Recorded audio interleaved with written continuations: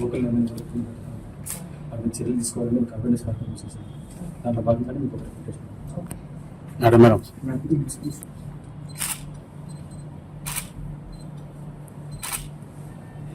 కఠినమైన చర్యలు తీసుకొని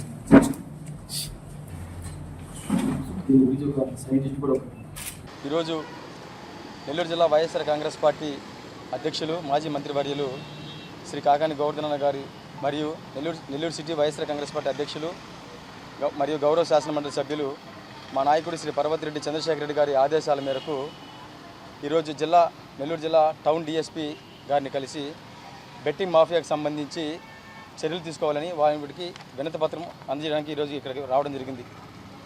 డిఎస్పీ ఆఫీస్ కంటే ముందు కూడా మేము ఎస్పీ గారు అపాయింట్మెంట్ కోరడం జరిగింది. ఆయన మీటింగ్లో బిజీగా ఉండడం తెలియజేయడం తర్వాత డిఎస్పీ గారిని కలవడం జరిగింది. నేను ఈరోజు మీడియా ముందుకు రావడానికి ఎంతో బాధతో ఆవేదనతో ఈరోజు మీడియా ముందుకు వచ్చా. ఎందుకంటే నెల్లూరు జిల్లాలో బెట్టింగ్ మాఫియా అనేది నిప్పురవ్వలాగా వ్యాపిస్తుందని తెలియజేస్తూ ఉన్నా. ఎందుకంటే బెట్టింగ్ అనేది ఇది ఒక వ్యసనం, ఇది ఒక ఆట మాత్రమే కాదు, ఇది ఒక వ్యసనం. ఇది స్కూల్ పిల్లల దగ్గర నుంచి కాలేజీ యువత వరకు కూడా అందరినీ మింగేస్తుంది. మరి ముఖ్యంగా యువతనైతే ఈ గందరగోళ పరిస్థితుల్లో యువత తమ బ్రతుకు ధోరణిని కోల్పోతూ అప్పులు ఊబులు చిక్కుకుని ఇంటి పోరాటాలతో నడి రోడ్లోకి వచ్చే పరిస్థితి ఈరోజు ఉంది.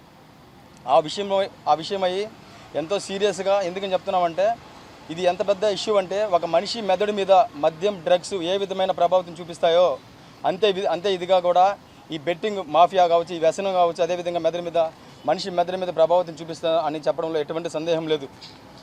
అందులో భాగంగానే ఈరోజు టౌన్ డిఎస్పీ గారిని కలిసి దీని మీద చర్యలు తీసుకోవాలని ఖచ్చితంగా రానున్న రోజుల్లో ఈ చర్యలతో ప్రతి ఒక్కరిలో ఒక మంచి చైతన్యంతో కూడిన ఇది రావాలని మనస్ఫూర్తిగా కోరుకుంటూ డిఎస్పీ గారికి నేను ఒకటే తెలియజేస్తూ ఉన్నాం.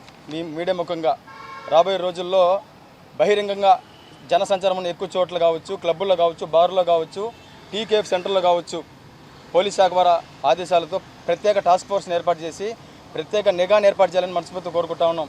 అదేవిధంగా బెట్టింగ్ యాప్స్ మీద కావచ్చు, వాట్సాప్ గ్రూపుల మీద కావచ్చు, ఇంకా మిగతా వాటి మీద వాట్సాప్ సంబంధించిన ఏదైనా కానీ ఆన్లైన్ ట్రాన్సాక్షన్స్ మీద అన్నిటి మీద కూడా కాన్సన్ట్రేషన్ చేసి సైబర్ సంబంధించిన నిఘాను కూడా ఏర్పాటు చేయాలని కోరుతా ఉన్నాం.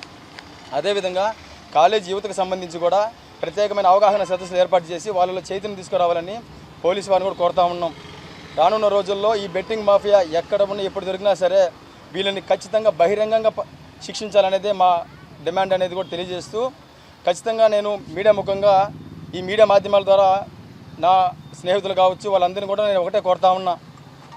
ఒక పోలీస్ శాఖ వారో లేకపోతే నాలాంటి ఒక నాయకుడో వచ్చి ఈ మీడియా ముఖంగా ఒక రిప్రజెంటేషన్ ఇచ్చడం వల్ల దీని మీద చైతన్యం రాదు. దీని మీద ప్రతి ఒక్కరూ పోరాడాల్సిన విషయం ఉంది. రాజకీయాలకు అతీతంగా, పార్టీలకు అతీతంగా ప్రతి ఒక్కరు చేయి కలిపి సమాజాన్ని రక్షించే బాధ్యత తీసుకోవాలని మనస్ఫూర్తిగా కోరుకుంటూ మనందరం చేయి కలిపితేనే ఈ సమాజాన్ని రక్షించుకోవచ్చు. మనందరం ఐకమత్యంగా రాజకీయాలకు అతీతంగా పోరాడితేనే ఈ యొక్క బెట్టింగ్ మాఫియాని అంతమొందించవచ్చు అనే ఒక కార్యక్రమంతో ఈరోజు వైఎస్ఆర్ కాంగ్రెస్ పార్టీ యువజన విభాగం తరఫున మేము ఈ కార్యక్రమాన్ని చేపట్టడం జరిగింది. ఈ రిప్రజెంటేషన్ తర్వాత కూడా రానున్న రోజుల్లో ఖచ్చితమైన మంచి కార్యక్రమాలతో ఈ బెట్టింగ్ మాఫియాని అంతమొందించేంత వరకు ఉధృతమైన చర్యలు కూడా తీసుకోవడానికి మా సైడ్ నుంచి మేము మా పార్టీ నాయకుల సైడ్ నుంచి కావచ్చు, మా వైఎస్ఆర్ కాంగ్రెస్ పార్టీ ఆదేశాలతో మా నాయకుల సహాయ సహకారాలతో రానున్న రోజుల్లో మరిన్ని కార్యాచరణలు రూపొందించి ఈ బెట్టింగ్ మాఫియా మీద పోరాడతామని తెలియజేసుకుంటూ ప్రతి ఒక్కరికి ధన్యవాదాలు తెలియజేసి సెలవు తీసుకుంటా ఉన్నాం.